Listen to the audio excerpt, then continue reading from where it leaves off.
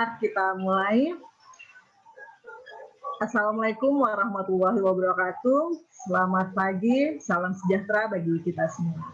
Yang terhormat, Kepala Pusat Penelitian Bioteknologi LIPI, Bu Dr. Puspita Lisdianti MAG CEM. Yang kami hormati, Koordinator Program Penelitian Pusat Penelitian Bioteknologi LIPI, Bapak Dr. Masteria Yunulfi Saputra. Yang kami hormati narasumber kita hari ini, Ibu Ai Hertati PhD APT. Yang kami hormati moderator, Ibu Dr. Atiyah Asmananingrum, serta Bapak Ibu yang berbahagia. Alhamdulillah kita panjatkan puji syukur kepada Tuhan Yang Maha Esa karena kita dapat berkumpul pada hari ini dalam keadaan sehat walafiat untuk mengikuti knowledge sharing seminar. Baik Bapak Ibu, selanjutnya sambutan sekaligus pembukaan oleh Kepala Pusat Penelitian Bioteknologi LIPI kepada Ibu Dr. Puspita Lisdianti. Dengan hormat kami persilahkan.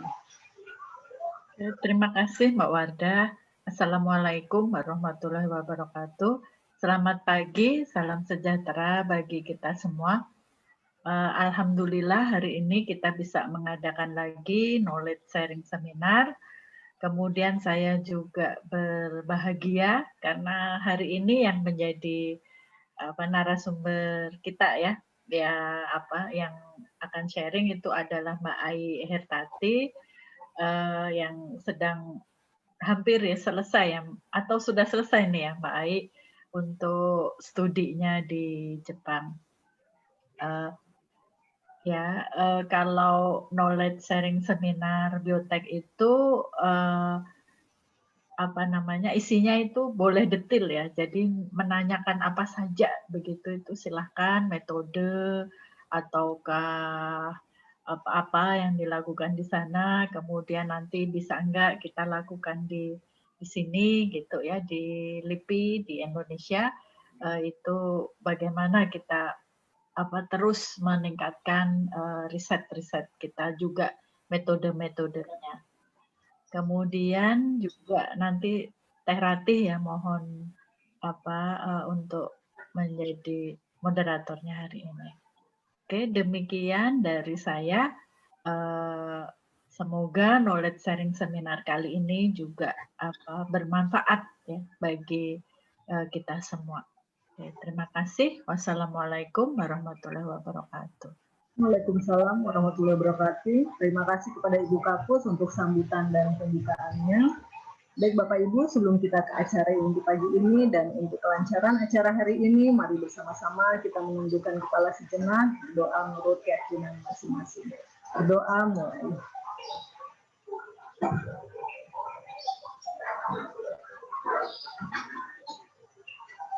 Berdoa selesai. Baik Bapak Ibu, acara selanjutnya saya serahkan kepada moderator, kepada Teh Ratih, kami persilahkan. Baik, terima kasih Bu Kapus, Mbak Wardah. Assalamualaikum warahmatullahi wabarakatuh. Selamat pagi teman-teman semua. Salam sehat selalu. Semoga teman-teman semua ada dalam keadaan baik-baik saja, sehat dan bahagia ya. Itu yang paling penting kayaknya dalam situasi sekarang begitu.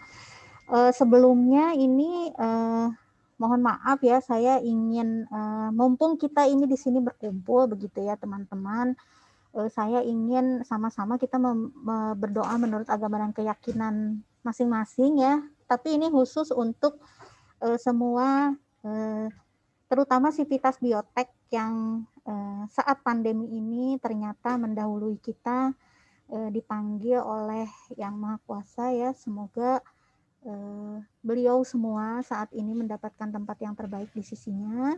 Kemudian juga doa ini juga ditujukan untuk semua anggota keluarga dari Sivitas Biotek yang juga sudah menghadap yang di atas ya pada saat pandemi ini. Mari kita sejenak membaca Al-Fatihah bagi yang Muslim supaya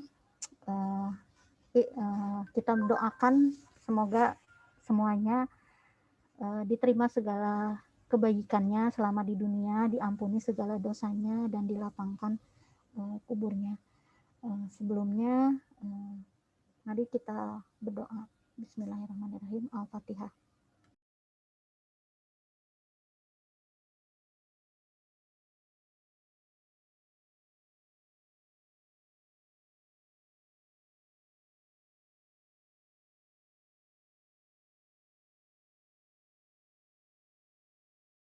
Baik, terima kasih teman-teman semua. Saya ingin memperkenalkan dulu Mbak Ai Hertati ya. Jadi kami ini sahabat lama banget kayaknya ya. Jadi ketika ingat dari masa-masa tahun 2005 ya, ketika kita pertama kali dipanggil ke biotek masuk sebagai CPNS gitu ya.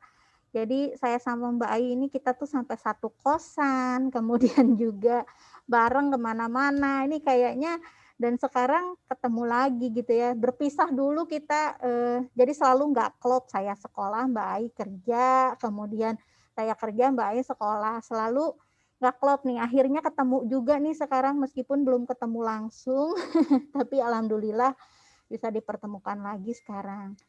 Nah, Mbak Ai, Ya, Teteh. sehat Mbak Ai? Alhamdulillah. Udah balik kan ya ke Indonesia? Iya, udah. Ya.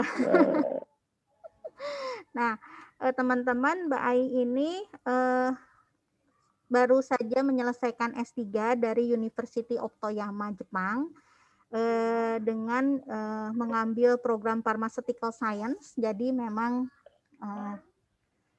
ke kesehatan manusia ya teman-teman semua.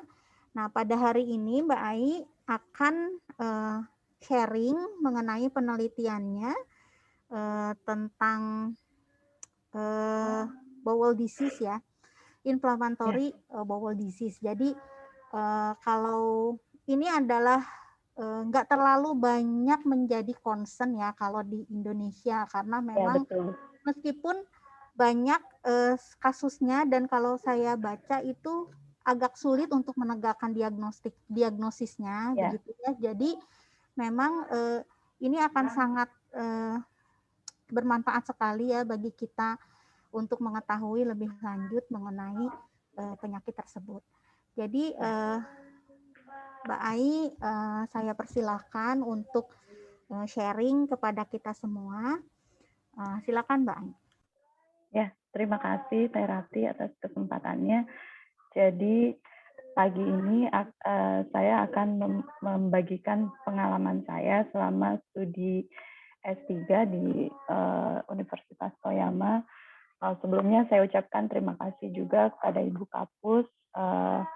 Alhamdulillah Bu, akhirnya saya selesai dan bisa kembali ke Indonesia, tapi belum bisa ke kantor lagi karena baru saja selesai isolasi mandiri setelah sebelumnya isolasi sekitar 6 hari di hotel. Ya, langsung aja. Di sini saya akan membagikan bagian dari hasil penelitian saya selama studi S3. Adapun judul dari penelitian saya adalah Study of Pathophysiological Roles of Immune System-Related Receptors that Regulate Intestinal Mucosal Barrier Function in Inflammatory Bowel Disease Model. Penelitian ini saya lakukan di Laboratorium Gastrointestinal Pathophysiology yang berada di bawah Institute of Natural Medicine, di bawah Graduate School of Medical and Pharmaceutical Science. Pada saat melakukan penelitian ini, saya melakukannya di bawah supervisi dari Profesor Makoto Kadoaki dan Susaku Hayashi, PhD. Oke, langsung aja ke latar belakangnya. Seperti tadi di awal disinggung oleh Teh Rati, mungkin di Indonesia penyakit inflammatory bowel disease atau IBD ini belum menjadi fokus utama karena seperti kita ketahui kasus IBD ini terutama tinggi di negara-negara maju meskipun terutama di negara-negara barat, tapi untuk sekarang lambat laun telah terjadi pergeseran juga di mana di negara-negara Asia juga mulai meningkat, juga di negara-negara Afrika dan Amerika Latin juga demikian. Pertama-tama saya akan menjelaskan tentang IBD atau Inflammatory Bowel Disease. IBD itu merupakan suatu penyakit kronik yang menyerang saluran pencernaan. Biasanya IBD ini ditandai dengan siklus berulang dari relapse atau kambuh, dan remission atau jadi pasien tidak menderita suatu gejala apapun. Nah, bentuk utama dari IBD itu ada dua. Yang pertama adalah Crohn's disease atau biasa disingkat CD. Dia bisa menyerang bagian mana saja dari saluran pencernaan kita. Dan yang kedua adalah ulcerative colitis atau UC. Kalau yang jenis kedua ini biasanya menyerang hanya pada bagian usus besar dan anus. Seperti kita ketahui, saluran pencernaan kita itu diawali oleh mulut dan diakhiri di anus ya. Kemudian pada slide ini saya ingin menunjukkan angka prevalensi IBD di dunia yang dimulai dari tahun 1990 sampai 2017, dan angkanya ini terus meningkat dari tahun ke tahun. Dan tentu saja peningkatan ini semakin membebani populasi di dunia. Kenapa? Karena apabila pasien menderita IBD, itu akan menurunkan kualitas hidup dari penderita, sehingga kemampuan dari penderita untuk bekerja atau untuk beraktivitas sehari-hari juga menjadi menurun. Sedangkan pada slide berikutnya saya tunjukkan kondisi IBD di Jepang, di mana di Jepang juga sama telah terjadi peningkatan baik bentuk ulcerative colitis maupun Crohn's disease. Sedangkan untuk Indonesia, seperti tadi Teh Rati singgung, angkanya itu tidak terlalu besar. Jadi menurut data dari Kementerian Kesehatan, sekitar tahun 2017-2018 itu angkanya masih sangat rendah jika dibandingkan dengan negara-negara lain ya. Dan juga betul seperti Teh Rati singgung di awal, di Indonesia masih sangat susah untuk menegakkan diagnosisnya. Kenapa? Karena Indonesia masih banyak bergelut dengan penyakit-penyakit saluran pencernaan lain yang masih menjadi fokus utama. Oke. Kemudian saya akan menjelaskan tentang treatment dari penyakit IBD ini. Meskipun pengetahuan mengenai penyakit IBD ini telah berkembang dengan pesat, akan tetapi tetap saja karena penyakit IBD ini merupakan penyakit yang kronik dan disebabkan oleh berbagai faktor, maka penyakit ini tetap tidak dapat disembuhkan. Oleh karena itu, tujuan utama dari treatment IBD adalah untuk mengurangi proses inflamasi dan juga untuk menciptakan remisi yang panjang atau lama, dan juga untuk mengurangi resiko komplikasi. Biasanya komplikasi yang merupakan ikutan dari IBD ini adalah kanker usus.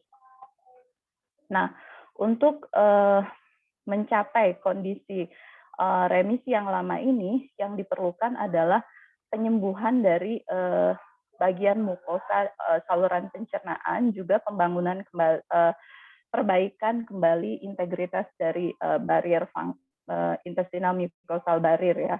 Oleh karena itu, regulasi intestinal mucosal barrier itu sangat penting dalam treatment IBD. Kemudian, seperti saya singgung di awal, IBD itu merupakan suatu penyakit yang kompleks yang disebabkan oleh berbagai faktor. Yang pertama itu karena terganggunya intestinal mucosal barrier. Yang kedua, mungkin karena terjadinya disfungsi sistem imun dan adanya respon yang tidak tepat terhadap faktor-faktor lingkungan seperti gut microbiota, dan hal tersebut terjadi pada host yang secara genetik memang sudah rentan. Oleh karena itu, kombinasi dari semua faktor tersebut pada akhirnya menyebabkan IBD. Pada penelitian saya memusatkan perhatian pada intestinal mucosal barrier karena tujuan dari penelitian saya ini adalah untuk mengetahui peranan patofisiologis dari reseptor yang berkaitan dengan sistem imun yang meregulasi intestinal mucosal barrier function menggunakan model IBD. Di sini saya tunjukkan struktur dari mucosal barrier pada saluran pencernaan kita, di mana intestinal mucosal barrier itu terdiri dari dua barrier, ada barrier fisik dan barrier kimia. Barrier fisik di sini terdiri dari saluran lapisan musin dan epithelial cell serta glycocalic. Sedangkan untuk barrier kimianya itu terdiri dari antimicrobial peptide dan IgA. Kedua barrier ini bekerja secara selektif untuk mengizinkan absorpsi dari nutrien-nutrien yang bermanfaat untuk tubuh kita, dan pada saat yang bersamaan juga menghalangi masuknya antigen atau bahan-bahan lain yang berbahaya bagi tubuh.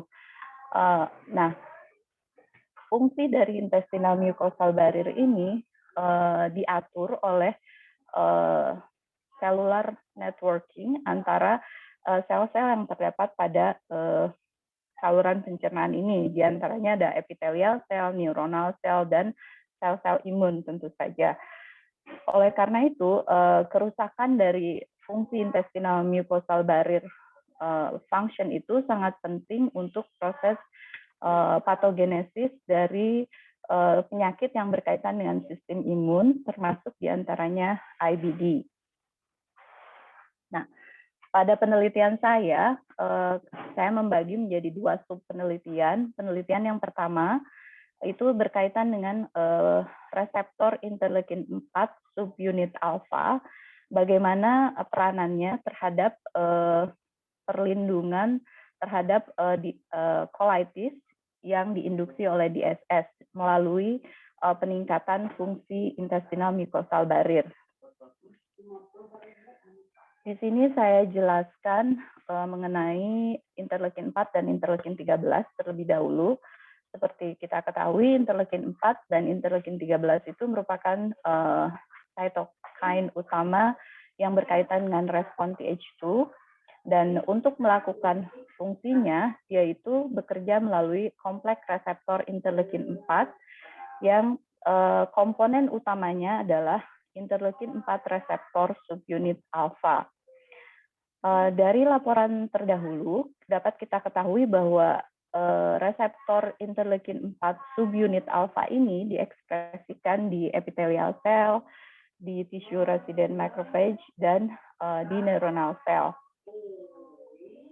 Kemudian beberapa laporan terdahulu juga menyebutkan mengenai peranan reseptor interleukin 4 subunit alfa pada fungsi intestinal mucosal barrier.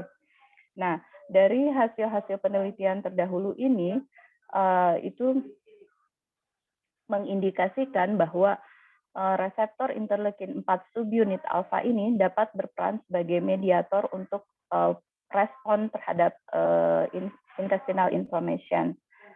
Oleh karena itu, pada sub penelitian yang pertama, saya memiliki tujuan untuk menyelidiki peranan dari reseptor interleukin 4 subunit alfa pada intestinal mucosal inflammation menggunakan IBD model. Dalam hal ini saya menggunakan DSS sebagai inducer, dan saya gunakan di sini mencit interleukin 4 reseptor alfa knockout.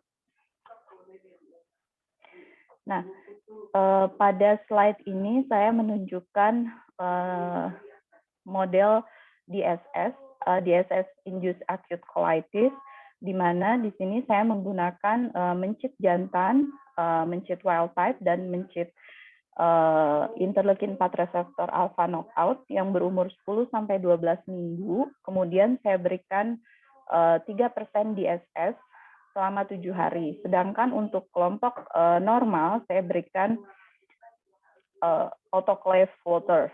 Nah, pada akhir dari pengujian kita kumpulkan colon tissue-nya, kemudian kita lakukan analisis.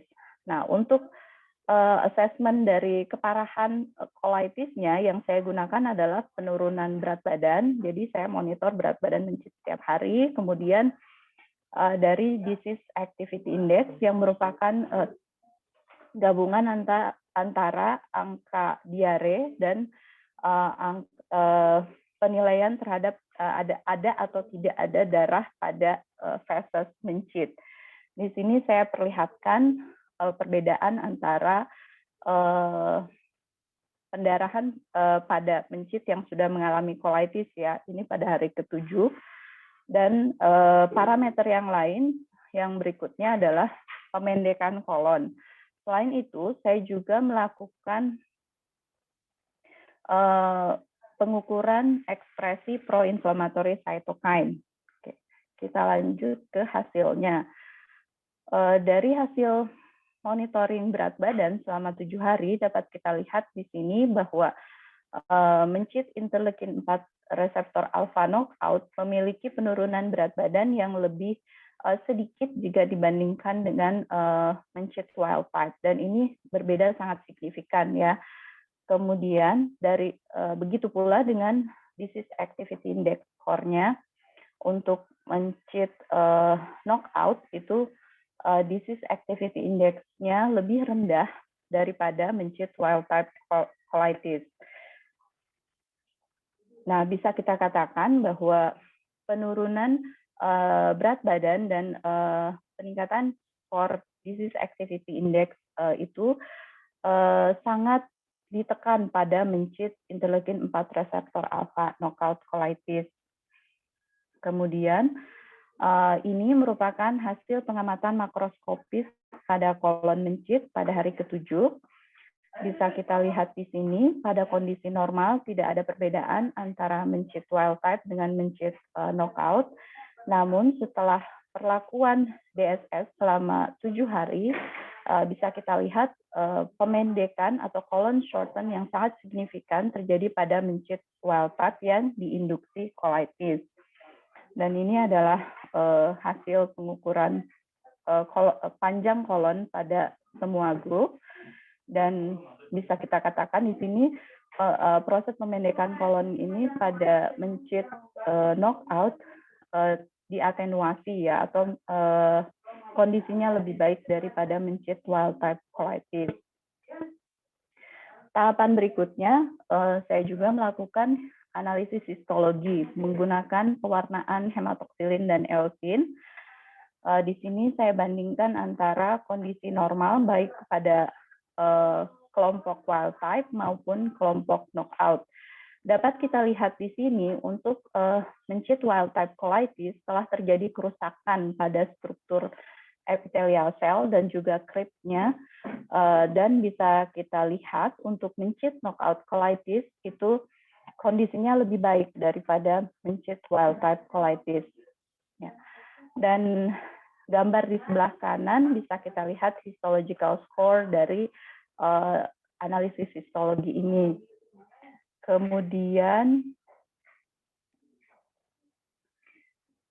saya juga menentukan distribusi dari neutrofil yang merupakan penanda proses inflamasi juga pada kolonik mukosa mencit dengan melakukan teknik imunohistochemistry menggunakan antibodi MPO atau myeloperoxidase. Di sini bisa kita lihat untuk kondisi normal hampir tidak ada perbedaan ya antara mencit normal dengan mencit knockout, sedangkan untuk kondisi colitis dapat kita lihat dengan jelas perbedaan MPO positive cells-nya antara mencit wild type colitis dengan mencit knockout. Hal ini menunjukkan bahwa jumlah neutrofil yang menginfiltrasi kolonik mukosa itu sangat berkurang pada mencit interleukin 4 reseptor alpha colitis.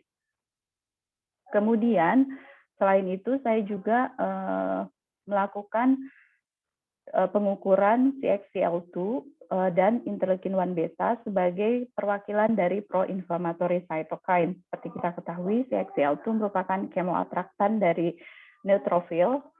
Di sini bisa kita lihat bahwa pada kondisi wild type colitis, pada kelompok wild type colitis, jumlah dari ekspresi dari CXCL2 ini sangat meningkat dibandingkan dengan mencit knockout colitis. Demikian juga pada level ekspresi dari interleukin-1 beta.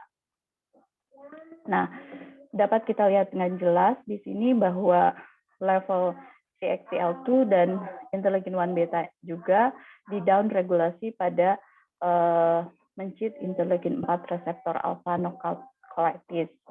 Kemudian dari beberapa hasil penelitian dapat kita lihat bahwa neutrofil infiltrasi neutrofil pada mukosa itu dimediasi oleh kemoatraktan spesifik. Salah satunya adalah CXCL2, yang lain ada juga CXCL1 ya.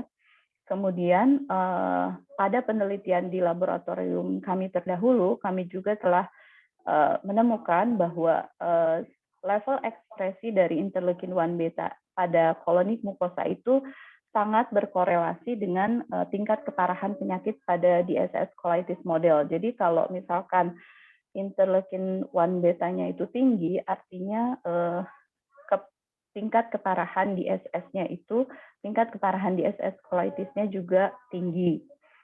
Lalu interleukin-1 beta yang disekresikan dari neutrofil yang menginfiltrasi kolonik mukosa itu sangat berperan pada patogenesis colitis. Nah, dari hasil induksi colitis menggunakan DSS dapat kita simpulkan bahwa deplesi dari interleukin-4 reseptor subunit alfa ini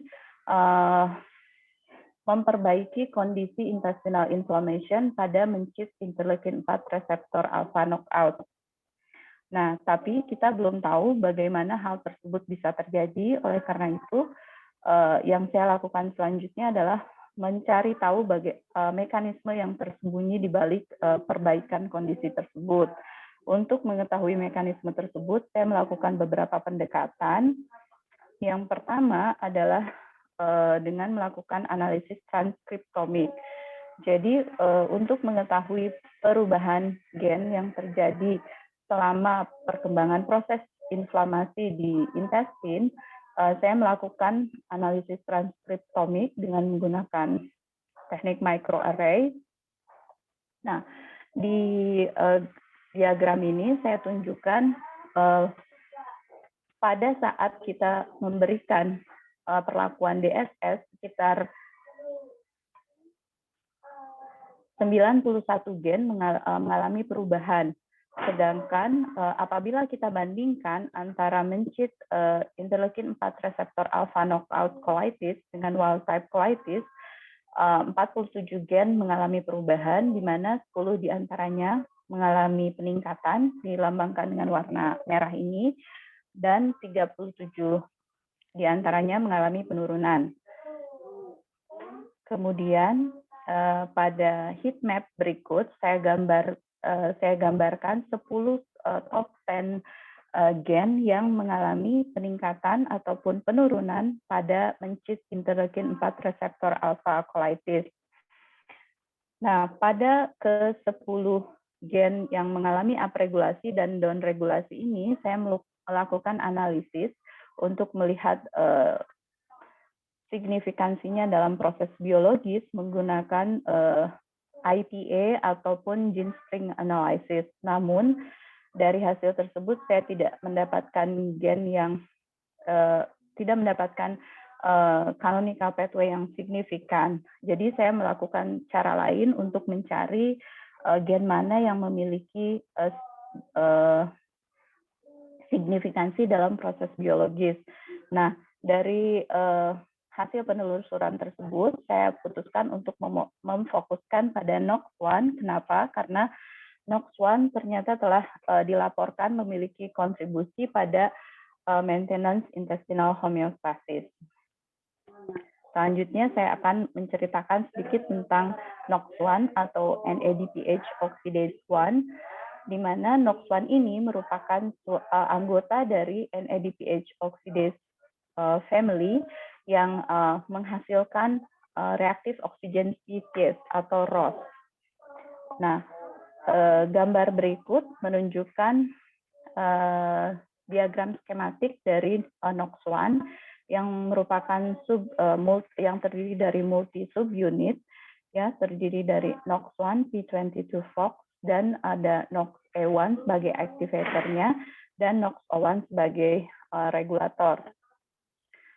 Lalu seperti saya sebutkan di awal, NOX1 ini merupakan suatu enzim yang memproduksi ROS dari hasil reduksi oksigen. Nah, di dalam saluran pencernaan kita bisa kita temukan beberapa anggota dari NOX family, di antaranya ada NOX1, NOX2, DUOX2, NOX4. Namun pada penelitian saya memfokuskan pada NOX1.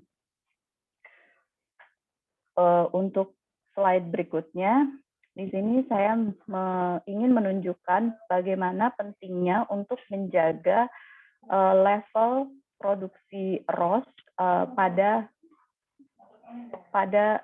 level ini, ya, untuk menjaga intestinal homeostasis. Kenapa? Karena apabila produksi ROS itu terlalu rendah, misalkan karena NOX atau DUOX-nya terlalu rendah karena mungkin proses mutasi atau yang lain, itu akan menyebabkan VEO-IBD atau penyakit IBD yang terjadi pada anak-anak berusia di bawah 6 tahun, atau bisa juga menyebabkan chronic granulomatous disease.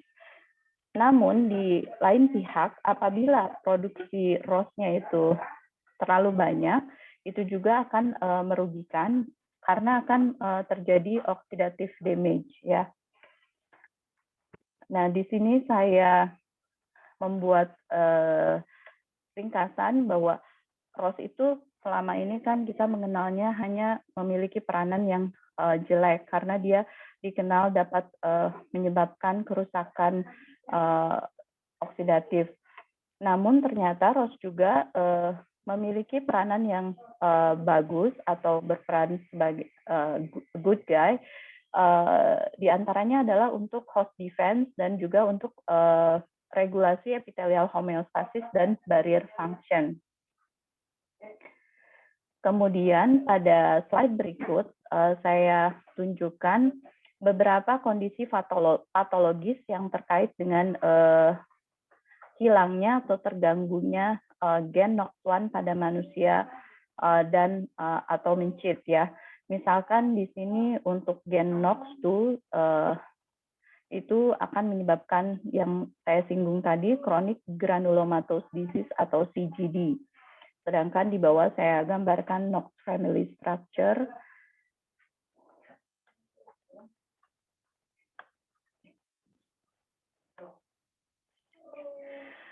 Nah, selanjutnya untuk melihat peranan NOX1 pada proses atenuasi colitis pada mencit interleukin 4 reseptor alpha knockout, kemudian saya melakukan qPCR untuk NOX1, ya. Selain itu juga untuk memvalidasi hasil dari microarray tadi, di sini saya menemukan bahwa produksi level dari NOX1 itu lebih tinggi pada mencit interleukin 4 reseptor alpha colitis jika dibanding dengan wild type colitis. Demikian dan demikian juga pada kondisi normal, ya. Jadi deplesi reseptor interleukin 4 subunit alfa itu menghasilkan sekitar 4 kali lipat peningkatan produksi NOX1 mRNA pada kondisi normal.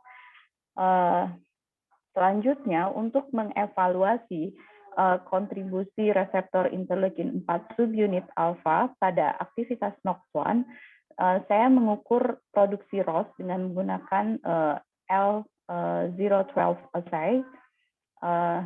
Di bawah saya tunjukkan protokolnya, dan hasilnya menunjukkan bahwa produksi ROS pada mencit normal, mencit interleukin 4 reseptor alpha knockout normal itu lebih tinggi jika dibandingkan dengan wild type normal, ya.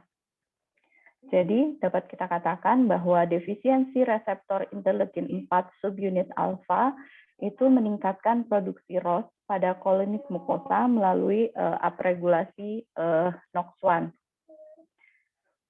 Di sini saya tunjukkan beberapa hasil penelitian terdahulu yang mendukung hasil yang saya dapat, di mana pada sumber yang pertama dapat kita lihat di sini apabila produksi ROS itu mengalami defektif atau kerusakan yang diakibatkan karena mutasi gen NOX1 itu berkaitan dengan terjadinya kasus PEO-IBD atau IBD yang terjadi pada anak-anak. Kemudian yang kedua, pada mencit yang mengalami double deficient knockout, yaitu double deficient IL-10 dan NOX1, dia menunjukkan gejala colitis lebih awal daripada mencit yang hanya IL-10 knockout. Kemudian yang ketiga, pada mencit mutan yang produksi ROS-nya itu rendah, dia menunjukkan tingkat keparahan DSS, induced colitis, yang lebih tinggi jika dibandingkan dengan mencit wild type. Hasil dari penelitian saya dan disupport dengan hasil penelitian sebelumnya ini akhirnya mengerucut pada suatu hipotesis bahwa reseptor interleukin 4 subunit alfa ini dapat berperan sebagai mediator pada proses pada intestinal mucosal barrier function melalui regulasi produksi ROS yang dihasilkan oleh NOX1. Nah, selanjutnya saya mengukur in vivo intestinal permeability. Kenapa? Karena intestinal permeability ini merupakan suatu feature yang sangat penting dari fungsi suatu intestinal mucosal barrier. Ya, intestinal permeability ini sangat berkaitan erat dengan mucosal immunology dan intestinal microbiota. Di sini saya ingin menunjukkan beberapa penyakit dan kondisi yang berkaitan dengan peningkatan intestinal permeability dan IBD yang di sini diuraikan lagi menjadi bentuk CD dan UC merupakan salah satu di antara penyakit yang berkaitan dengan meningkatnya intestinal permeability. Nah, bagaimana cara mengukur dari intestinal permeability? Ada beberapa cara. Yang pertama adalah dengan cara in vivo, menggunakan intestinal biomarker di darah. Jadi dia menggunakan suatu jenis multi-sugar atau probe test, lalu yang dikumpulkan adalah urin atau darah. Kemudian yang kedua bisa juga dengan ex vivo, menggunakan Asing chamber. Dan yang ketiga dengan cara in vitro, yaitu menggunakan intestinal organoid. Pada penelitian saya menggunakan teknik in vivo. Jadi yang saya ukur adalah aktivitas paraselular pada intestinal mucosal barrier dengan menggunakan FITC dextran. Nah, ini saya tunjukkan protokol dari in vivo intestinal permeability-nya, di mana mencit dipuasakan terlebih dahulu, kemudian diberikan FITC dextran secara peroral, lalu setelah 4 jam dikumpulkan darahnya, lalu kemudian diukur konsentrasi FITC dextrannya. Nah, konsentrasi FITC dextran yang tinggi menunjukkan intestinal permeability yang tinggi, dan itu merupakan hal yang tidak baik. Dan dari hasil in vivo intestinal permeability dapat kita lihat bahwa mencit interleukin 4 reseptor alpha colitis, level dari FITC dextrannya itu secara signifikan lebih rendah jika dibandingkan dengan mencit wild type. Ya.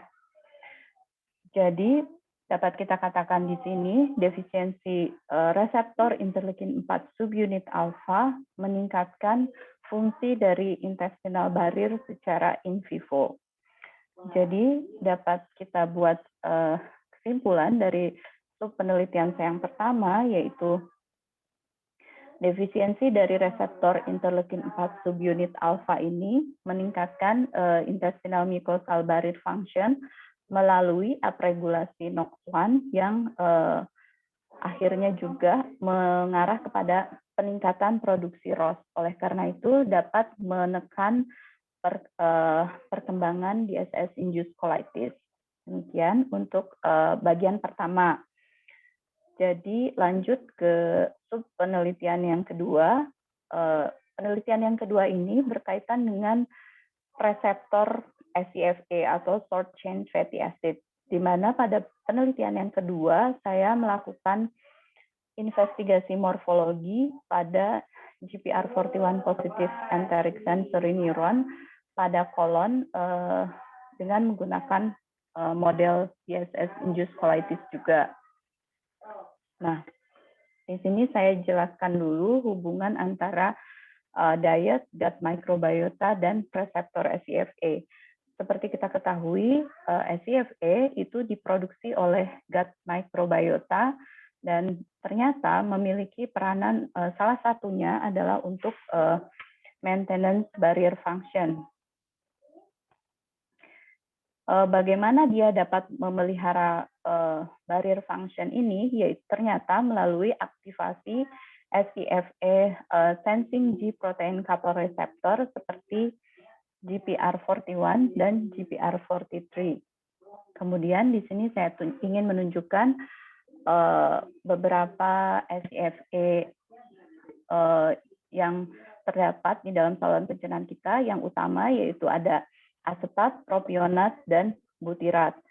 Nah, sedangkan pada gambar ini saya ingin tunjukkan skematik ekspresi dan fungsi dari GPR41 dan GPR43, di mana di sini ditunjukkan bahwa GPR41 dan GPR43 itu ditemukan pada enteroendocrine cell dan dia berperan sebagai sensor untuk SCFA.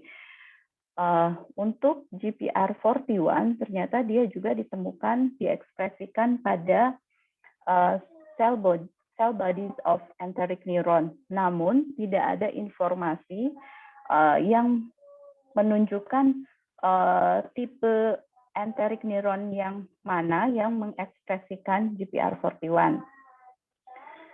Selanjutnya, pada tabel ini saya ingin menunjukkan peranan dari GPR41 dan GPR43 dalam proses inflamasi, di mana di sini bisa kita lihat masih terdapat kontradiksi. Jadi pada satu penelitian menunjukkan bahwa GPR41 atau 43 ini memperburuk kondisi inflamasi, namun di hasil penelitian yang lain GPR41 dan GPR43 ini justru mengurangi inflamasi ya. Jadi peranan yang lebih jelas dari GPR41 pada saluran pencernaan itu masih kontroversi dan masih banyak pertanyaan yang tersisa berkaitan dengan fungsi GPR41.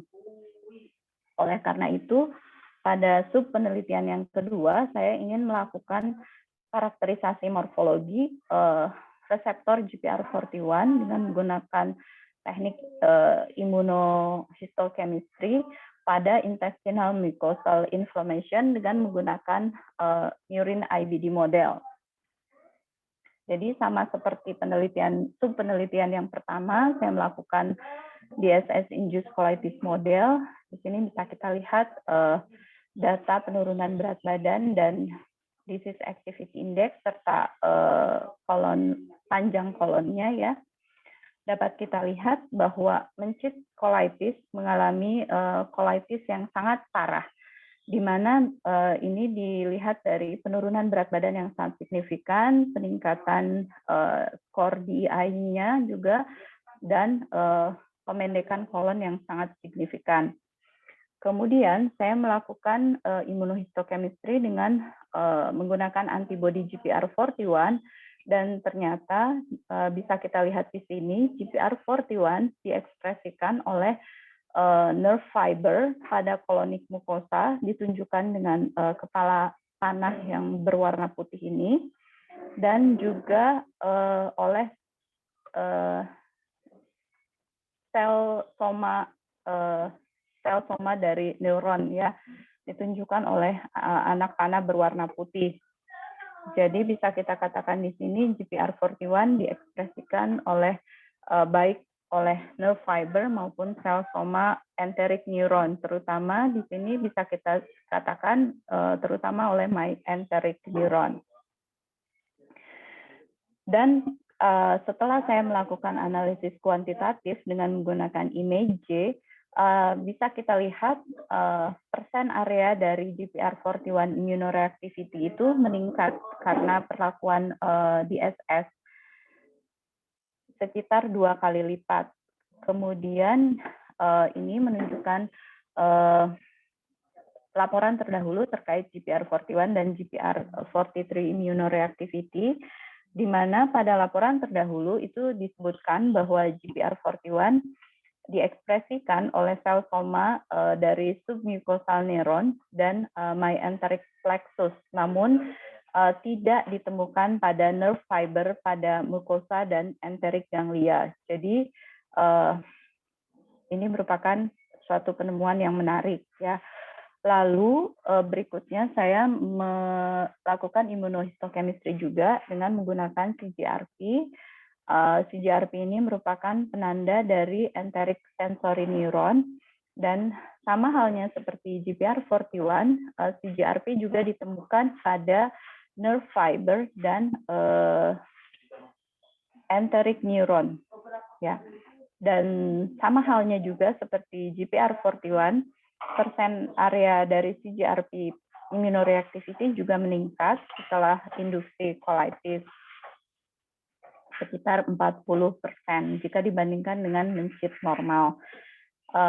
Pada penelitian terdahulu yang dilakukan di laboratorium kami juga telah menemukan bahwa CGRP immunoreactive nerve fiber itu berada berdekatan dengan mucosal mast cell dan meningkat juga pada kondisi mencit food allergy, yang artinya berkaitan dengan proses inflamasi juga ya. Kemudian di sini saya gabungkan hasil dari analisis kuantitatif GPR41 dan CGRP, di mana keduanya mengalami peningkatan setelah induksi colitis. Nah, salah satu penjelasan yang mungkin dari peningkatan ini adalah karena adanya aktivasi enteric neuron, terutama sensory neuron, oleh penetrasi SCFA dan enteric bakteria ke lamina propria. Kenapa? Karena telah terjadi disrupsi dari intestinal mucosal barrier function karena yang disebabkan oleh induksi DSS. Kemudian pada gambar ini saya ingin menunjukkan kolokalisasi antara GPR41 dan CGRP. Bisa kita lihat di sini bahwa GPR41 immunoreactivity sebagian mengalami kolokalisasi dengan CGRP pada kolonik lamina propria dan juga pada bagian muscularis layers pada mencit normal dan mencit colitis. Bisa kita katakan di sini bahwa GPR41 lokasinya itu berada pada nerve fiber dan sel soma cholinergic intrinsic sensory neuron pada kolon mencit. Selanjutnya, untuk mengetahui interaksi morfologi di antara makrofag dan GPR41 positif nerve fiber, saya melakukan immunohistochemistry dengan menggunakan F480 antibody yang merupakan penanda makrofag. Nah, di sini saya tunjukkan mencit colitis mengekspresikan F480 dan bisa kita lihat juga di gambar sebelah kanan ini adalah ekspresi GPR41-nya ya. Bisa kita katakan bahwa F480 positif macrophages itu berada di bagian kolonik lamina propria mencit colitis, dan demikian juga dengan GPR41 immunoreactivity bisa kita temukan pada nerve fiber di area yang sama, yaitu di area lamina propria. Sedangkan untuk gambar berikutnya menunjukkan pewarnaan double dari F480 dan GPR41, namun dari gambar ini bisa kita lihat bahwa tidak ditemukan kolokalisasi antara F480 dan GPR41. Namun dapat kita lihat di sini bahwa F480 positif macrophage itu berada in close proximity atau berdekatan dengan GPR41 positif nerve fiber. Dan bila kita bandingkan antara mencit normal dengan mencit colitis, persen area dari F480 positif cells-nya itu meningkat setelah pemberian atau setelah induksi DSS selama 7 hari.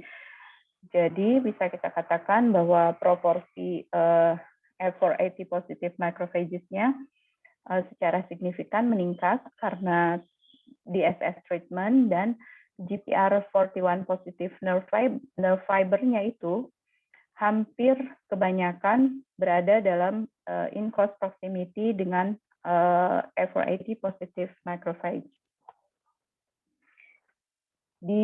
Pada gambar berikut saya ingin menunjukkan F480 positif macrophages-nya yang berada dalam kondisi close proximity dengan GPR41 positif nerve fiber, di mana bisa kita lihat dari perbandingan antara kondisi normal dengan kondisi colitis telah terjadi peningkatan jumlah F480 positif macrophages yang berada pada posisi in close proximity dengan GPR41 positif nerve fiber.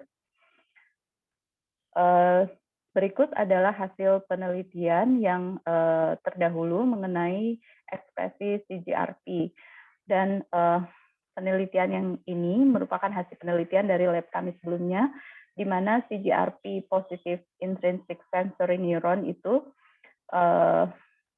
berperan dalam proses patologi food allergy melalui interaksi antara sel imun, dalam hal ini mucosal mast cell, dan sel neuron. Sedangkan yang kedua itu menyebutkan bahwa crosstalk antara microbiota dan crosstalk antara macrophages atau sel imun dengan enteric neuron itu berperan dalam proses gastrointestinal motility. Jadi bisa kita katakan di sini bahwa neuroimmune interaction antara GPR41 positive intrinsic sensory neuron dan F480 positive macrophages di koloni lamina propria ini mungkin memiliki keterlibatan dalam maintenance intestinal homeostasis dan dalam proses patologi intestinal immune disease.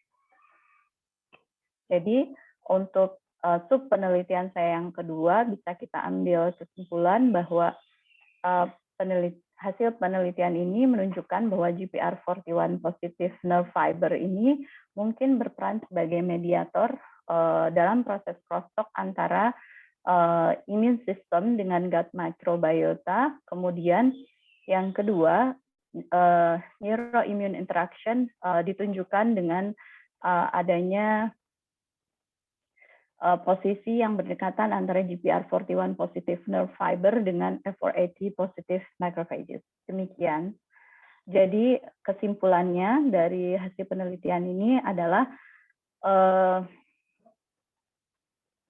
peranan patofisiologis dari reseptor interleukin 4 subunit alfa dan perubahan pada struktur morfologi GPR41 yang kita peroleh dari model IBD ini dapat meningkatkan pemahaman kita tentang penyakit IBD, khususnya tentang patogenesisnya, untuk menciptakan suatu treatment IBD yang baru. Terima kasih.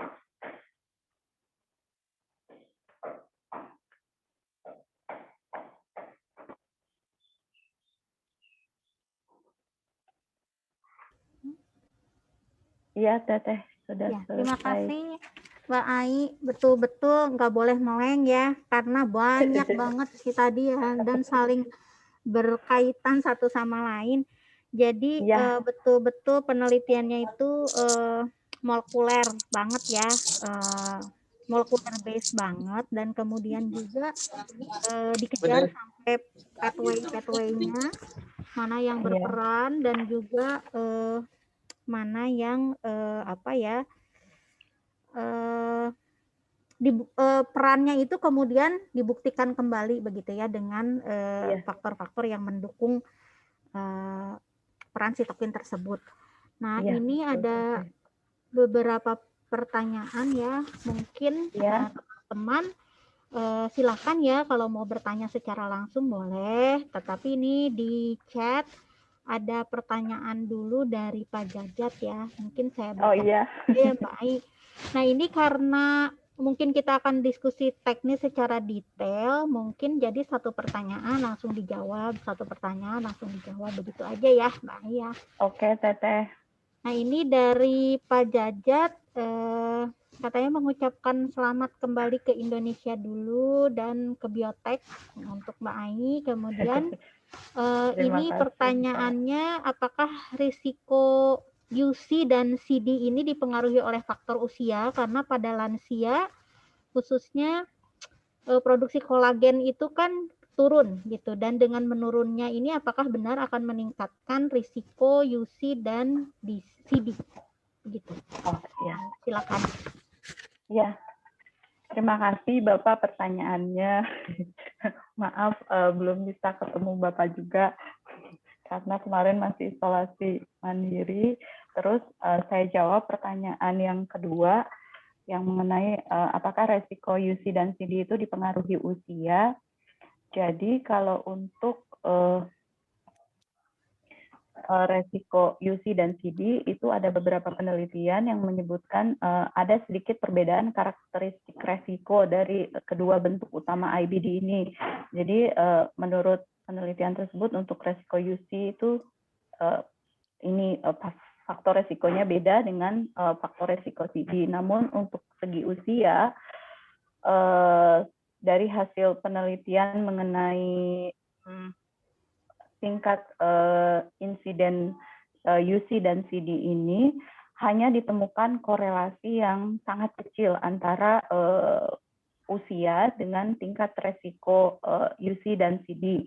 Jadi karena seperti kita ketahui kebanyakan penderita IBD itu pada usia produktif ya. Jadi sekitar usia 20 sampai rata-rata sekitar usia 20 sampai 30 tahun atau 40 tahunan lah. Nah, yang seperti tadi saya jelaskan, ada juga kondisi IBD yang lain seperti VEO IBD, itu very early onset IBD, itu sangat-sangat jarang sekali dan itu berkaitan dengan kondisi genetik yang langka. Begitu, mungkin cukup jelas atau tidak, Bapak? Pak Jajat ada sudah jelas atau ada yang mau dikonfirmasi? Saya kira cukup ya, terima kasih. Ya, terima kasih Bapak. Terima kasih. Baik, untuk teman-teman yang lain, apakah ada yang akan ditanyakan ke Mbak Ai? Ibu Lilis mungkin? Aku dulu ya. Ya, ya Ibu, silakan. Ya. Waduh, ini menarik sekali ya, dikejar dari awal gitu kan, terus apa permasalahannya apa gitu ya, kemudian sampai akhir di mekanismenya juga diteliti. Saya bisa bayangin ini Mbak Ai banyak sekali menggunakan mencit ya, mencitnya tadi 8, ini kayaknya di kandang mencit terus ini ya. Mencitnya digituin, diukur, dibedah dan lain-lain. Bisa kebayang kegiatannya. Kalau saya ingin tanya teknis saja sih Mbak ini ya. Ya Ibu. Jadi ada transcriptomic analysis juga tadi microarray itu caranya gimana Mbak Ai untuk melakukannya itu ya? Jadi pada saat saya melakukan analisis transkriptomik itu saya menggunakan teknik microarray Jadi pertama-tama setelah hari ke-7 pemberian DSS, saya isolasi kolon mencit dari semua kelompok, mencit wild type normal, knockout normal, wild type colitis, dan knockout colitis. Setelah itu saya isolasi RNA-nya. Kemudian setelah isolasi RNA, saya melakukan transkripsi untuk memperoleh cDNA-nya. Ya, untuk memperoleh cDNA-nya. Kemudian setelah itu kita lakukan beberapa tahapan microarray. Ya, sayang sekali saya nggak membuat slide tentang microarray, ya, mohon maaf. Jadi setelah melalui beberapa tahapan, kemudian kita masukkan ke dalam suatu gene chip microarray. Setelah itu, setelah kita lakukan proses hybridisasinya, lalu kita lakukan proses scanning. Setelah proses scanning, dari situ bisa kita ketahui gen-gen apa saja yang meningkat atau mengalami perubahan. Di situ saya juga lupa menyinggung tadi, saya menggunakan transcriptomic analysis console. Jadi itu semacam software untuk menganalisis gen-gen mana yang mengalami perubahan pada semua golongan, terutama yang ingin saya bandingkan adalah antara kelompok wild type colitis dengan knockout colitis, begitu Ibu. Setelah itu, setelah selesai memperoleh data gen-gen mana saja yang mengalami perubahan, saya pilih yang tadi saya gambarkan di heat map, yang top 10 gen yang mengalami peningkatan dan top 10 gen yang mengalami penurunan. Itu saya analisis kembali dengan menggunakan IPA dan GenSpring itu jadi untuk mencari pathway, canonical pathway yang penting dalam proses biologi. Di sini saya fokuskan mencari yang berkaitan dengan fungsi intestinal mucosal barrier, namun sayangnya signifikansinya itu rendah, ya. Jadi saya temukan waktu itu signifikansinya hanya 1,5 poin, sedangkan saya membuat batasan yang saya sebut signifikan itu yang mengalami peningkatan sekitar 4 kali lipat jika dibandingkan dengan yang wild type colitis. Akhirnya saya menggunakan cara lain untuk mencari gen apa yang berperan penting dalam proses regulasi intestinal mucosal barrier. Akhirnya saya temukan NOX1 itu tadi. Gitu Ibu. Semoga jelas penjelasan. Ya. Kalau chip microarray-nya itu memang sudah komersial Ya, Ibu, udah commercially available, jadi itu bisa kita pilih sesuai dengan kebutuhan kita. Biasanya spesifikasinya berkaitan dengan binatang percobaan apa yang kita gunakan. Ya, itu dari ada nanti dari produsennya, ya. Terima kasih, Mbak. Kalau ya, universitasnya itu apa? Kedokteran apa? Saya di Fakultas Medical sama Pharmaceutical Science, tapi masuknya di farmasinya, ya. Oke. Jadi di sana itu kebetulan di farmasi itu ada juga namanya Institut Natural Medicine, dan di institut itu mereka melakukan penelitian yang berkaitan dengan bahan alam juga, dan diteliti manfaatnya dari kampo, ya, dari tradisional Jepang gitu. Tapi untuk penelitian saya sendiri tidak menggunakan natural compound untuk diuji, gitu Ibu. Oke, terima kasih. Selamat ya Mbak Ai ya. Ya Ibu, terima kasih. Sukses. Terima kasih Bu Lilis atas pertanyaannya. Kemudian lanjut ke pertanyaan ketiga ini, Mbak Ai, ada dari Mbak Tiwit Ridowati. Jadi ingin bertanya, apakah UC dan CD ini dipengaruhi oleh makanan? Kalau iya, kira-kira jenis makanannya apa? Begitu katanya, Mbak Ai. Oh gitu. Ya, baik. Terima kasih Mbak Tiwit pertanyaannya. Untuk jenis makanan, di sini karakter antara UC dan CD sendiri agak beda ya. Kalau misalkan di UC biasanya itu di gejalanya itu berkaitan dengan diare. Kalau CD malahan ada beberapa kasus itu berkaitan dengan gejalanya sembelit ya gitu. Jadi kalau untuk makanan memang ada sedikit pengaruh dari makanan. Jadi namun ini sangat sulit karena kondisi tiap orang kadang-kadang berbeda. Namun pada umumnya ini juga tergantung dari kondisi pada saat pasien itu. Jadi ada beberapa fase kondisi pasien. Mungkin pada saat remisi yang bagaimana pasien diizinkan mengkonsumsi makanan tertentu begitu. Jadi untuk kondisi pasien dengan gejala yang minimum artinya gejala inflamasinya juga rendah, hasil endoskopinya juga rendah, itu pasien masih bisa mengkonsumsi makanan-makanan yang umum gitu.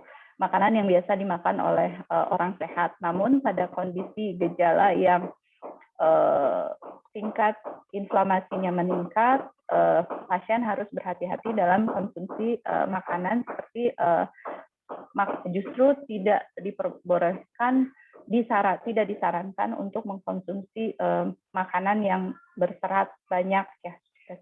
Jadi Mbak Tiwit maaf. Jadi begitu. Kemudian ada juga beberapa penelitian selain makanan berkaitan dengan kebiasaan merokok mungkin. Namun antara CD dan UC ini ada sedikit kontradiksi. Kalau untuk di UC hasil penelitian menyebutkan merokok itu memperbaiki kondisi keparahan penyakit dari pasien. Namun untuk CD itu malah memperburuk. Jadi kalau misalkan kebijaksanaan dari kita satu institut di lembaga yang berkaitan dengan penelitian IBD di Jepang malah menyarankan untuk tidak merokok sama sekali, dan untuk makanan selain yang tadi yang berserat juga tidak disarankan untuk mengkonsumsi alkohol. Demikian. Baik, terima kasih Mbak Ai. Mbak Tiwit sudah jelas atau oke, baik. Jelas Mbak Ratih, terima kasih Mbak Ai. Baik, kalau Sama-sama Mbak.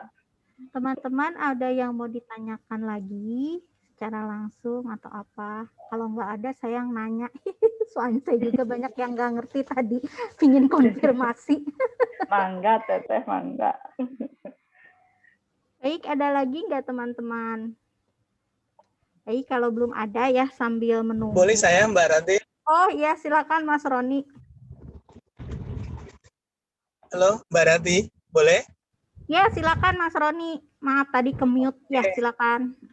Ya, terima kasih Mbak Ai dan teman-teman semua. Selamat ya Mbak Ai, udah kembali ke Indonesia dan sukses sekolahnya. Menarik sekali ini. Mungkin di biotek ini salah satu inisiasi untuk menjadi salah satu peneliti yang ahli di bidang intestin mungkin ke depannya, karena betul-betul mengkaji lebih dalam terkait dengan interaction intestin dengan beberapa gen-gen tertentu, tentunya faktor dan lain-lain tadi GPR1 and 2 gitu. Nah, saya ingin bertanya, tadi ada short chain fatty acid yang terdapat di dalam intestin, dan barusan juga Mbak Tiwit ada hubungannya dengan fiber, katanya kalau memang untuk ini disarankan tidak terlalu mengkonsumsi fiber. Nah, apakah Mbak Ai melihat bahwa tadi ada mikrobiota, tapi saya tidak melihat secara detail, ada nggak interaksi-interaksi yang terjadi di antara mikrobiota itu, atau dilihat mikrobiota apa sih sebetulnya yang dominan pada saat itu, dan short chain fatty acid-nya atau mungkin PFA-nya itu memberikan pengaruh terhadap faktor tadi gitu. Nah, kalau misalnya ada, kemungkinan ini menarik karena pada saat kita akan treatment misalnya dengan compound ataupun dengan probiotik ataupun prebiotik, sehingga kita bisa melihat secara detail interaksi-interaksi itu apakah betul saling berpengaruh gitu. Karena selama ini kebanyakan kan untuk gut intestinal microbiota itu mereka masih unclear gitu. Betul. Iya, betul. Ya, terima kasih Mbak. Ya. Ya, baik, akan saya coba jawab ya, Mas Roni. Jadi sebetulnya untuk penelitian yang terkaitan dengan gut microbiota, sebetulnya di awal saya juga melakukan karakterisasi mikrobiota antara mencit wild type dengan mencit interleukin 4 reseptor alpha knockout. Jadi saya isolasi fekal mencit, kemudian saya lihat karakteristik mikrobiotanya. Namun pada saat itu saya tidak dapat melihat perbedaan yang signifikan di antara mencit wild type dengan mencit interleukin 4 reseptor alpha knockout. Oleh karena itu, saya tidak melanjutkan ke arah yang berkaitan dengan mikrobiota. Saya lebih fokus ke arah fungsi dari intestinal mucosal barrier. Sedangkan untuk komposisi mikrobiota sendiri pada colitis ini, dari beberapa hasil penelitian, di lab kami juga melakukan penelitian ya. Jadi apabila mencit itu kita beri perlakuan colitis, itu akan terjadi perubahan karakteristik mikrobiotanya, di mana terjadi peningkatan famili dari mikrobiota tertentu. Namun sekali lagi untuk yang penelitian saya yang kedua, saya juga belum sampai ke tahap itu untuk melihat peranan kaitan antara SCFA dengan gut microbiota. Jadi pada penelitian saya hanya melihat morfologi dari GPR41. Namun dari beberapa penelitian terdahulu memang dikatakan bahwa yang seperti saya ungkap di awal di bagian latar belakang sub penelitian 2, masih terjadi kontradiksi antara peranan SCFA ini. Jadi di satu penelitian masih menyebutkan kalau SCFA ini memiliki peranan yang baik untuk proses inflamasi, artinya menekan inflamasi. Namun di sisi lain ada juga yang menyebutkan bahwa aktivasi dari reseptor SCFA ini malah memperburuk kondisi inflamasi. Oleh karena itu, sebetulnya tahapan berikutnya yang ingin dilakukan di lab saya itu untuk memastikan peranan dari reseptor interleukin 4 alpha ini ya, dengan memberikan perlakuan short chain fatty acid yang telah diformulasi, kemudian diberikan kepada hewan uji dan melihat apakah benar dia berperan dalam proses perkembangan intestinal inflamasi ini. Ya, jadi sementara ada juga beberapa penelitian yang terkait DSS atau yang terkait dengan IBD yang menggunakan terapi seperti Mas Roni singgung tadi, terapi probiotik. Nah, hasil penelitiannya juga masih beragam. Jadi ada yang hasil penelitian menunjukkan hasil yang positif, artinya proses inflamasinya dapat ditekan. Namun ada juga yang menunjukkan hasil yang bertolak belakang. Jadi probiotik yang diberikan tidak memberikan efek yang positif. Oleh karena itu, yang harus ditekankan dari penggunaan terapi probiotik atau yang berkaitan dengan SCFA ini, jadi dasarnya itu harus dikarakterisasi dulu gut microbiotanya tadi, seperti Mas Roni katakan, gut microbiotanya komposisinya bagaimana, dan bisa dilihat apakah itu berkaitan dengan proses perkembangan inflamasi pada intestin atau tidak. Demikian, semoga bisa menjawab pertanyaannya. Gimana Mas Roni, ada yang mau ditambahkan atau dikonfirmasi lagi? Udah cukup Mbak Rati, terima kasih banyak. Jadi ini berkembang mungkin ke depannya ya menarik karena interaksi-interaksi mikrob itu sangat tadi berhubungan dengan produksi SCFA ya ke depannya bisa dihubungkan dengan faktor-faktor inflamasi. Oke, terima kasih banyak. Ya. Baik. Selanjutnya apa ada pertanyaan lagi teman-teman? Oke, kalau nggak ada sambil menunggu, Mbak Ai, saya tadi mau tanya ya, kan ada inflamatory sitokin yang tadi juga termasuk diukur, yaitu CXCL2 dan interleukin 1 beta ya, dan itu katanya berperan kalau misalkan interleukin 1 beta itu kan kalau ekspresinya meningkatkan keparahan kolitis ya. Iya, betul. Nah, apakah ini pertama ketika ngukur ini tuh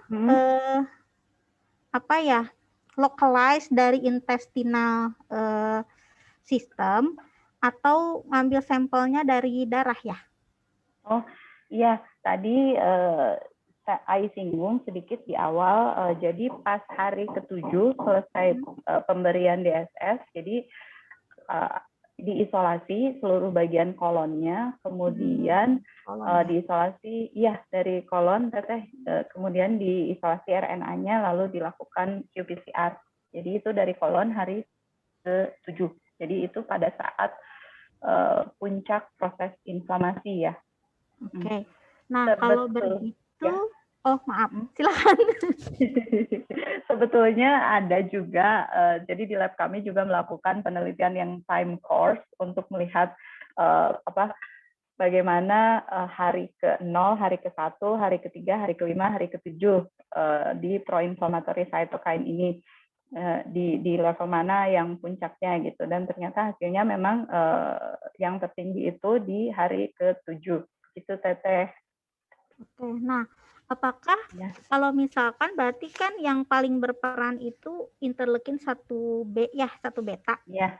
Kalau misalkan apakah ini kondisi ini sama nggak dengan di manusia? Artinya apakah treatment yang selama ini juga untuk meredam keparahan kolitis itu diberi antiinflamasi, kayaknya nggak ada ya yang spesifik untuk menurunkan interleukin 1 beta atau gimana treatment yang sama? Iya.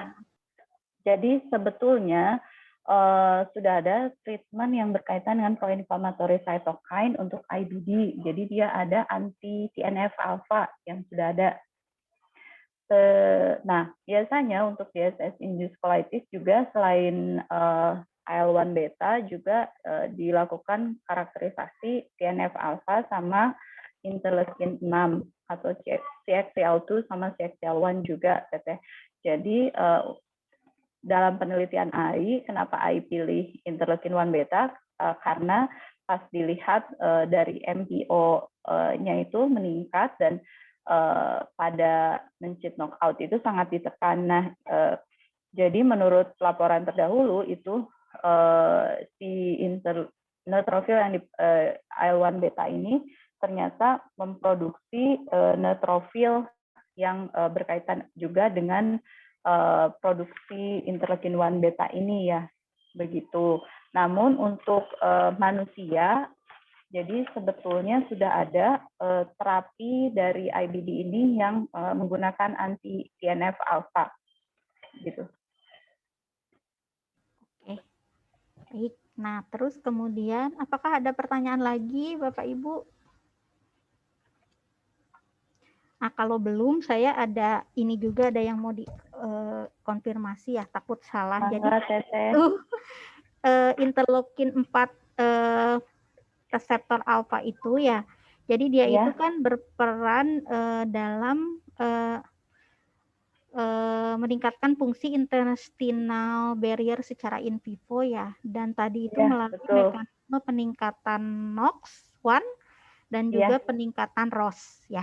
Dan ini ternyata bisa menekan colitis. Iya. Oh, baik. Kalau gitu, takut salah. Kemudian kalau yang satu lagi, yang di riset kedua, itu kan tadi ada Ya, Teteh. CGR41, ya CGRP. Itu Ya. juga ternyata pada colitis itu dia juga meningkat ya. Ya.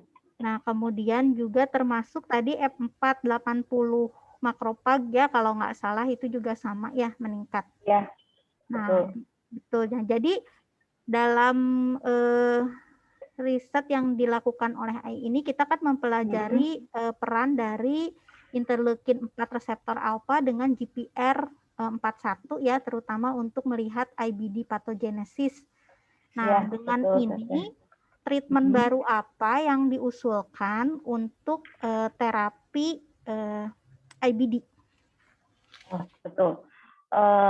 Ya, terkait dengan subpenelitian yang pertama, mungkin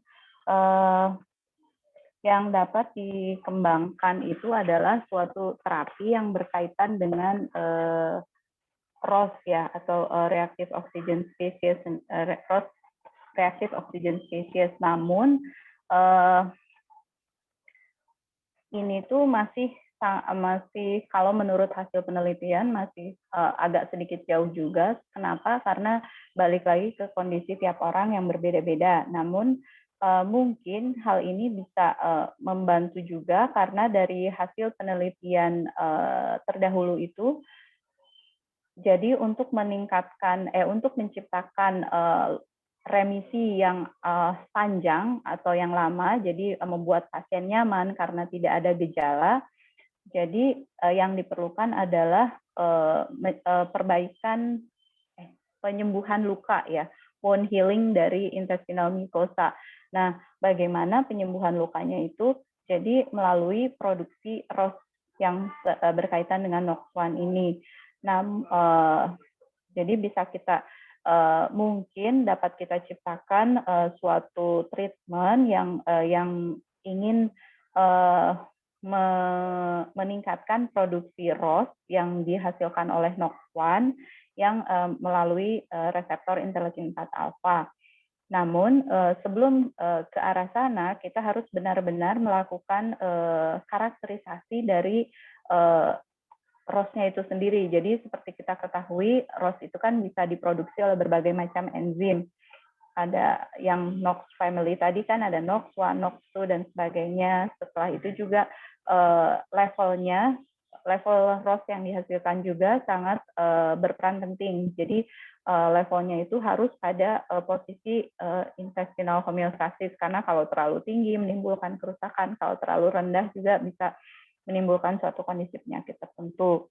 Sedangkan untuk yang kedua mungkin bisa seperti Mas Roni singgung tadi, ini berkaitan dengan terapi yang berhubungan dengan probiotik atau penggunaan short chain fatty acid dalam treatment IBD. Kalau nggak salah, pengetahuan AI ya, ada beberapa kelompok penelitian termasuk di Jepang juga. Jadi mereka memfokuskan diri pada short chain fatty acid dalam peranannya terhadap intestinal mucosal barrier juga. Jadi mereka sudah mulai melakukan penelitian mengenai bagaimana meningkatkan peranan dari GPR41 atau GPR43 ini. Gitu, Teteh. Baik, kalau begitu terima kasih, belajar banyak banget ya hari ini, dan nggak kebayang itu kerjaannya panjang sekali ya, karena sampai dikejar gitu ya, sampai ujung kayaknya. Dan ya, dan ini belum selesai juga. Belum selesai juga ternyata. Padahal itu belum. Tadi saya udah meleng dikit juga kayaknya tuh udah ketinggalan. Nah, ini yang tadi ini perannya apa gitu. Ternyata pekerjaannya belum selesai. Belum, baik teman-teman. Masih panjang ya ampun. Baik, ini ada pertanyaan lagi dari Bu Yanti. Pertama-tama selamat, katanya udah berhasil menyelesaikan studi. Kemudian ini pertanyaannya, ini tentu di Indonesia banyak penyakit yang mengarah ke colitis ya. Sebenarnya Ya. kalau di Indonesia sendiri sampai tahap apa gitu ya riset di Indonesia tentang colitis? Oh iya. Jadi menurut yang AI baca dari sumber di Kementerian Kesehatan dan dari FKUI itu kalau untuk di Indonesia sendiri seperti disebutkan di awal oleh Teh Ratih masih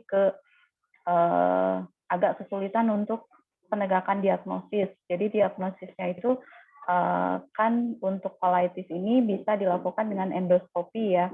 Jadi di Indonesia sendiri dari sekitar 1.500 endoskopi pada tahun 2017-2018 itu hanya ditemukan sekitar 150 kasus katanya.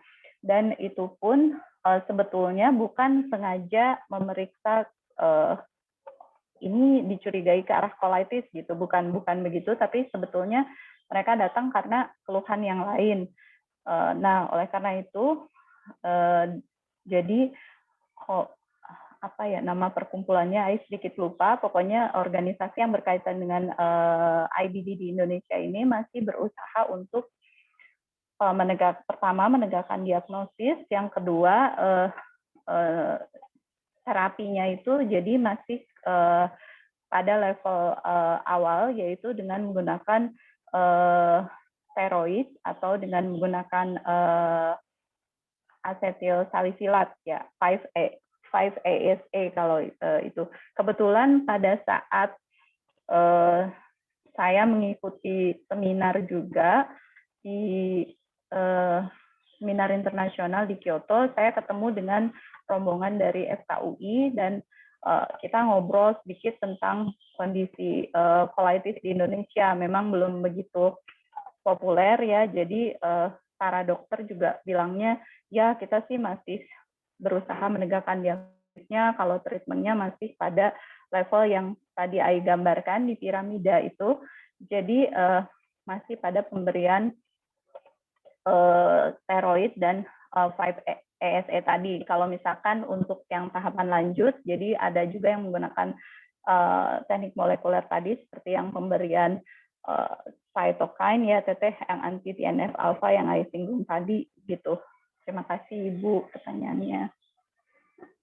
Baik, terima kasih Mbak Ai. Bu Yanti, apakah Ya, sudah? terima kasih sama-sama, sudah Ya. jelas. Ya Ibu. Ini juga saya jadi ingat ya dulu Iya. teman saya itu juga didiagnosis colitis ulceratif katanya, dan Ya. kemudian kalau dilihat sih, jadi tadi Mbak Ai menyinggung tentang treatment ya, treatmentnya itu memang cuma dikasih sulfakrat ya, mungkin itu untuk melapisi mukosanya yang luka atau gimana ya, saya nggak ngerti. Oh iya. Kasihnya sulfakrat dan penahan rasa sakit itu aja, kemudian juga tidak makan pedas dan asam. Untuk itu aja sih kalau di Indonesia ya biasanya. Ya, untuk mengurangi mengurangi inflamasinya sama membantu menghilangkan rasa sakit dan memberi nyaman ke pasiennya aja. Ya, tapi sebab utamanya kan sebetulnya ya tidak di treatment gitu ya, itu hanya betul, efeknya aja. Ya, soalnya pada kondisi IBD ini biasanya si dinding intestinal mucosanya itu kan jadi terluka, makanya bisa timbul diare, kemudian pendarahan seperti itu. Ya, dan biasanya itu katanya disebutnya itu ya mungkin karena asam lambungnya yang berlebih gitu katanya, sehingga turun dan kemudian mengiritasi ususnya. Kalau di Indonesia sih kebanyakan seperti itu. Iya, makanya yang seperti tadi Teteh bilang, penegakan diagnosisnya juga masih rancu karena di Indonesia itu banyak sekali kan kasus gastritis ya. Makanya orang lebih fokus ke arah situ gitu. Jadi rata-rata semoga saja tidak telat diketahuinya gitu ya. Kalaupun ada kasus seperti yang terkena IBD bisa diketahui di awal. Iya, Barangkali Bu Yanti ada share ini pengalaman mungkin tentang. Oke, udah terima kasih gitu aja. Memang Oh iya, sebenarnya biasanya sih langsung biasa asam lambung naik gitu kan anunya itu. iya Iya, betul Ibu. Bu. Betul. Kalau ke dokter tuh pasti Dokter tuh asam lambung naik. iya betul. Terus obatnya tuh polisilol. Betul, Polisilan. Oh iya. polisilan, sulfakrat biasanya Ya itu. dikasih sulfakrat atau dikasih omeprazol biasanya Iya, buat iya. menahan Iya. lambung. Jadi memang concernnya lebih ke yaitu tadi gastritis, Iya, asam iya, iya. lambung, nah, naik begitu-begitu sih. Kalau di kita nggak ada pemeriksaan lanjutan, langsung pukul rata umum aja seperti itu. Iya, soalnya kan tindakan endoskopi juga ini ya ke pasiennya memberikan rasa nggak nyaman. Jadi sebetulnya untuk IBD ini banyak peneliti yang mengembangkan pemeriksaan atau diagnosis yang tidak memberi rasa ketidaknyamanan pada pasien, misalkan dari pemeriksaan darah atau dari pemeriksaan feses begitu. Ya. Jadi kalau untuk IBD ini biomarkernya tadi aja ya inflammatory cytokine gitu. Bisa inflammatory cytokine, bisa juga sekarang itu ada lipokalin-2 yang berkaitan juga dengan sebetulnya tadinya ada 2 target ya, lipokalin-2 dengan NOX1 ini, cuma ternyata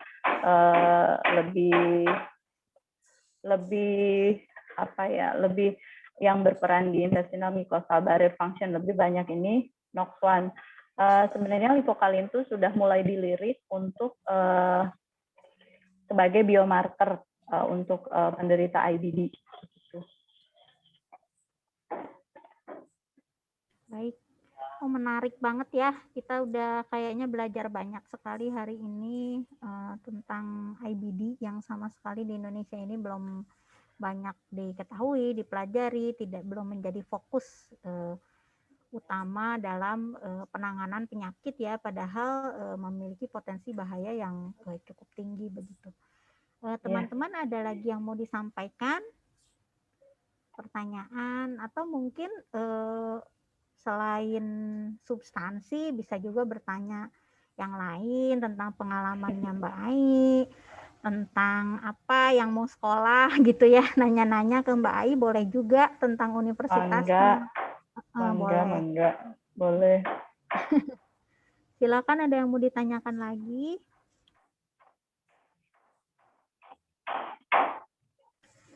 Kalau nggak ada, Mbak Ai, ini terakhir mungkin ya bisa sharing suka dukanya di sana tuh seperti apa, sampai mendapatkan, sampai alhamdulillah berhasil ya mendapatkan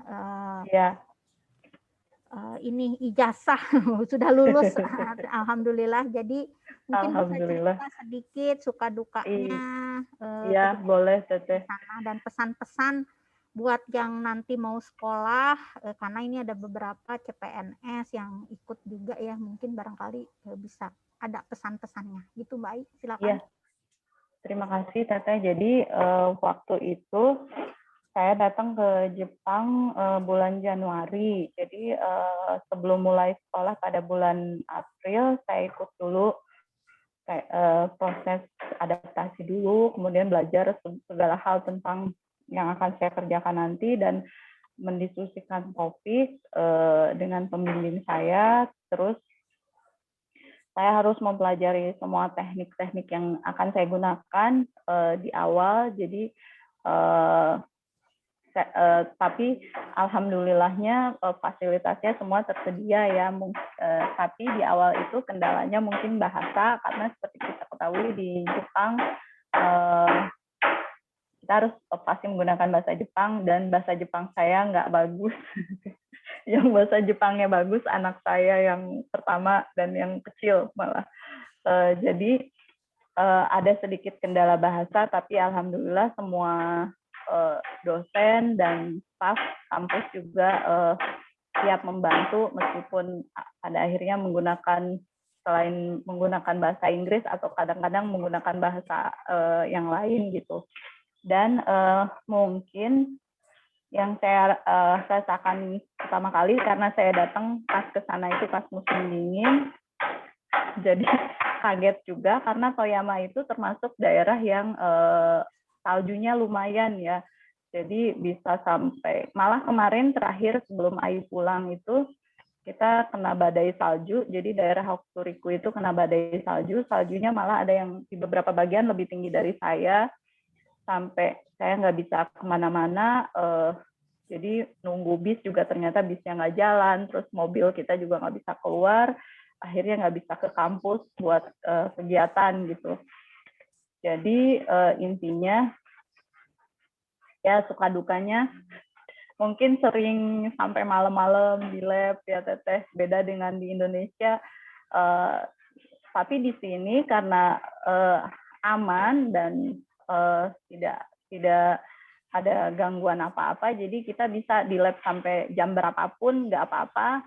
Itu saya sering di lab sampai malam-malam bahkan sampai dini hari gitu. Terus waktu saya lagi penelitian ini, kalau misalkan anak-anak saya nggak sekolah, saya udah nggak inget hari.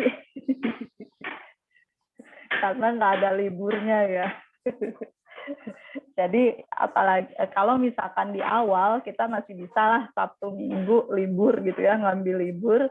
Tapi kalau misalkan kita udah mulai, apalagi dengan penelitian in vivo terkait mencit, kita nggak bisa tinggalin kan. Jadi harus datang tiap hari ke fasilitas animal center, harus dicek setiap hari segala macam karena seperti tadi Ai bilang kan saya menggunakan mencit interleukin 4 alpha knockout, dan mencit ini untuk hasil untuk penelitian saya harus menggunakan mencit littermate. Jadi saya melakukan breeding sendiri dan saya cek genotipenya sendiri. Saya harus memakai mencit hetero, kemudian saya pisahkan antara wild type dan knockout untuk percobaan, dan saya hanya menggunakan mencit jantan ya, dan itu juga lumayan memakan waktu, jadi butuh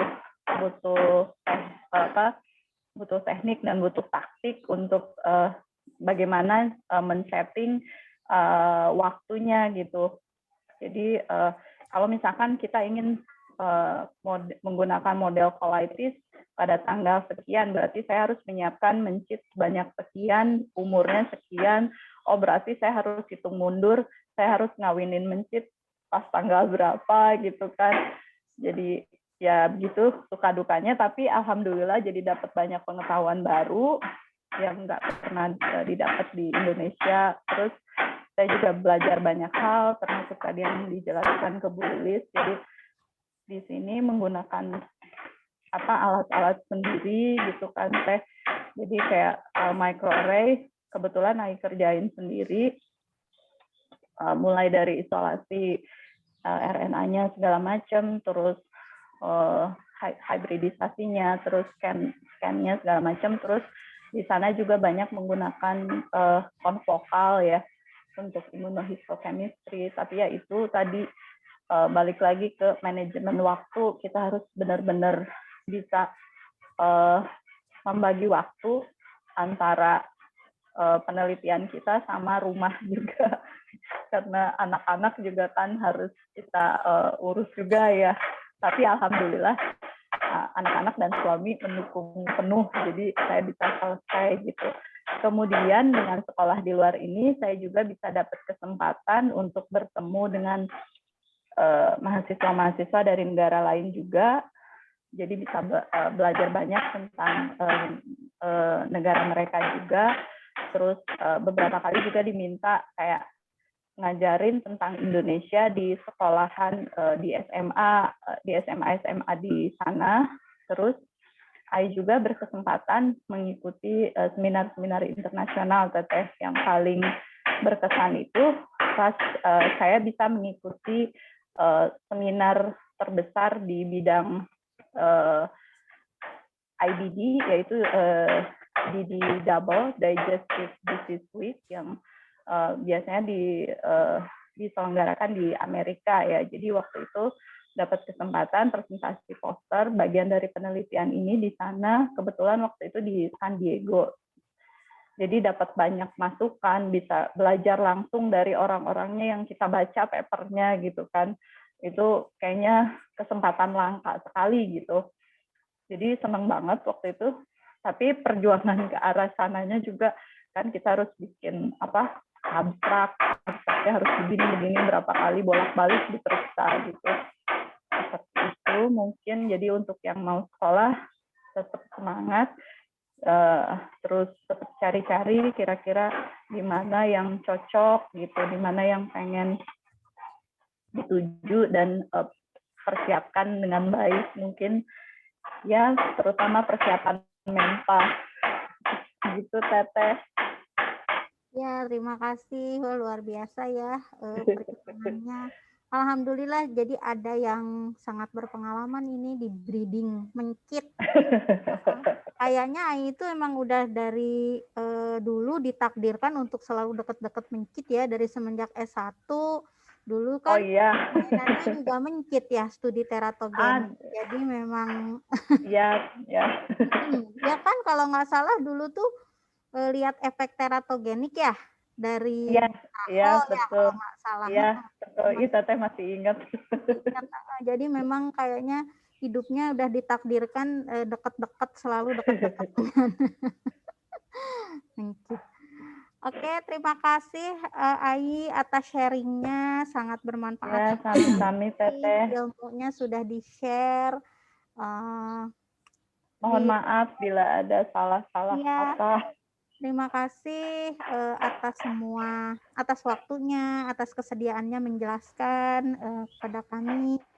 Semoga ilmu yang diperoleh dan apa yang di-sharingkan kepada kita itu berkah ya dan mendatangkan kebaikan yang banyak bagi kita. Amin, terima kasih. Baik, Bapak Ibu, sebelum saya kembalikan ke moderator, jadi saya ingin menyimpulkan tadi dari diskusi kita, Mbak Ai banyak mempelajari tentang interleukin 4 reseptor alfa dan juga GPR41.